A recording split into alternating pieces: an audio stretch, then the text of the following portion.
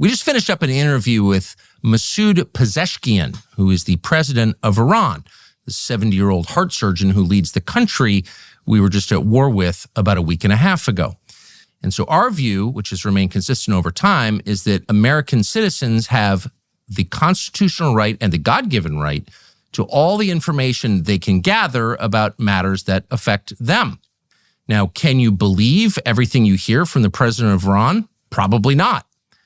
But that's not the point. Anyone who seeks to deny you that right is not your ally, but your enemy. By the way, we have also put in, for the third time in the last several months, an interview request with the Prime Minister of Israel, Benjamin Netanyahu, and we hope he accepts that.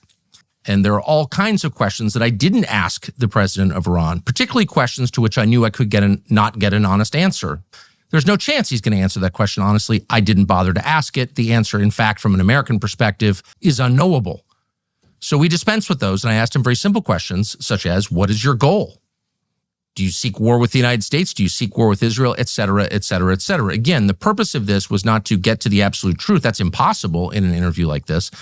Learn everything you can, and then you decide. That's the promise of America.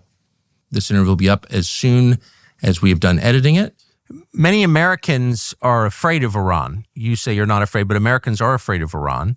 And they believe that Iran would like to strike the United States with a nuclear weapon. They see video of Iranians saying death to America, describing our country as the great Satan.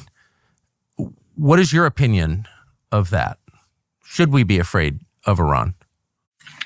I believe that this is a very wrong impression that anybody might have of Iran or the Iranians.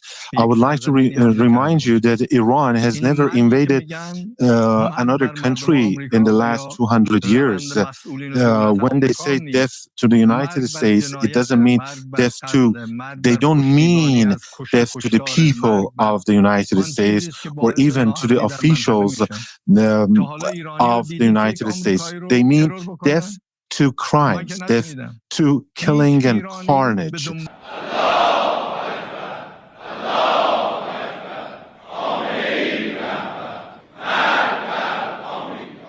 گله میکنن که چرا ملت ایران میگن مرگ بر آمریکا. اولا بنده این رو برای حضرات بزرگان آمریکایی روشن کنم. مرگ بر آمریکا یعنی مرگ بر ترامپ و جان بولتون و پومپئو. مرگ بر اینا یعنی مرگ بر سردمداران. ما به مردم آمریکا کاری نداریم. مرگ بر آمریکا یعنی مرگ بر شما چندتایی که اون گروهی که دارید اداره میکنید کشورتون رو. مراد اینه. حالا در این دوره اینان، در دوره دیگر هم دیگران. بحث ملت آمریکا نیست. ثانیاً تا وقتی که دولت آمریکا و رژیم آمریکا همین شرارت، همین دخالت، همین خباثت، همین رذالت رو در اعمال خودش داره، این مرگ بر آمریکا از دهان ملت ایران نخواهد افتاد.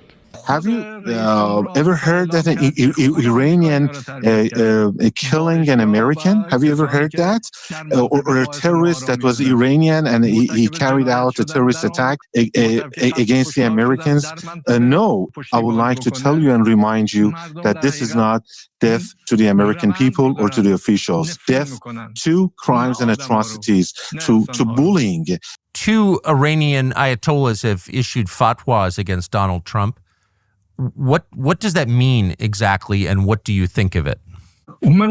To the best of my knowledge, they have not issued decrees or fatwas against any individual or against Donald Trump.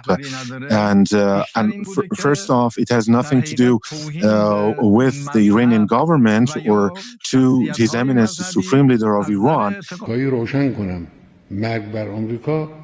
یعنی مرگ بر ترامپ و جان بولتون و پومپئو.